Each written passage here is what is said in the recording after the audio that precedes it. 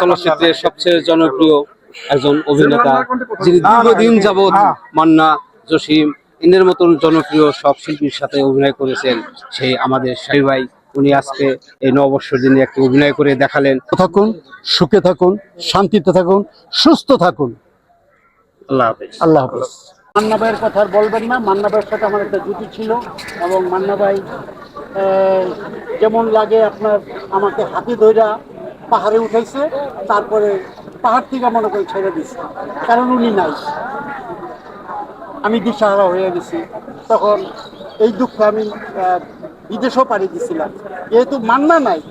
মান্নার সাথে আমার এত কঠিন কঠিন ছবি, এত পুরস্কারপ্রাপ্ত ছবি, এত হিংস্র ছবি যেগুলো পাবলিক মনে করেন অ্যাট্রাকশন, যেমন আম্মা জান, এই কালামের চাবাডি, এটা খুব মারাত্মক ভাইরাল। মান্না হাতটা ধরে কাইটা ফেলাইতে চাই, ওটা শুধু আম্মা জানের কথা।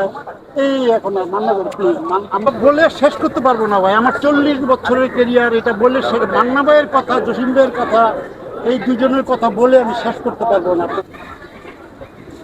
কি বলুন বলেন, মান্না ভাইয়ের কথা।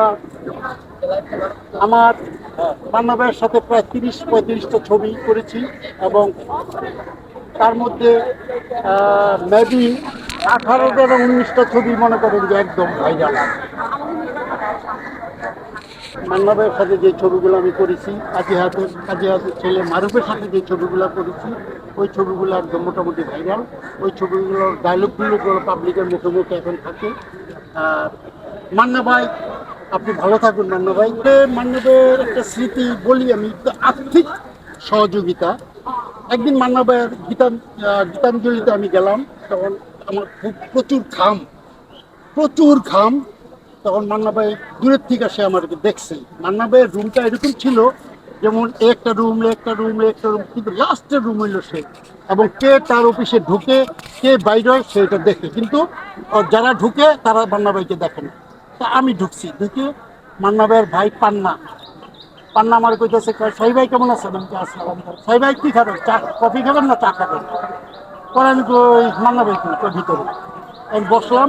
মান্না ভাই আমাকে দেখছে, দেখা পান্নারকে বলতেছে, পান্না কলিং বেল টিপ দিছে, ওয়ারলেস দিয়ে বললো, পান্না শাহিরে পাঠায়।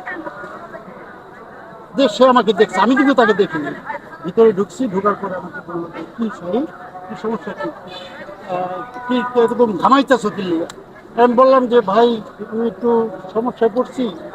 আপনি তো জানেন কত ছবি করতেছে, প্রায় 30-35টা ছবি হ্যাঙ্গিং হয়ে গেছে। এগুলো টাকা মনে করে অফিসে যায়, কালকে আসেন, অফিসে পরশু দিন আসেন।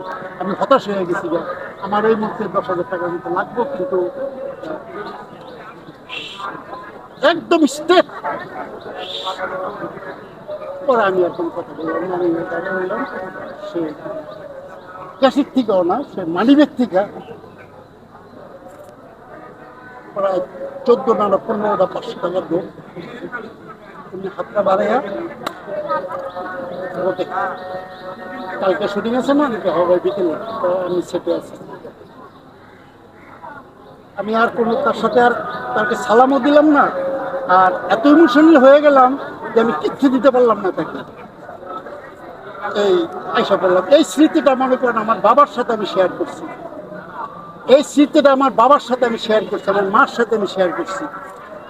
এই মান্না ভাইয়ের এই স্মৃতিটা। তিনি আমার ভাই, খুব আদরের ভাই এবং খুব বুকের, খুব ক্লোজ ভাই তিনি।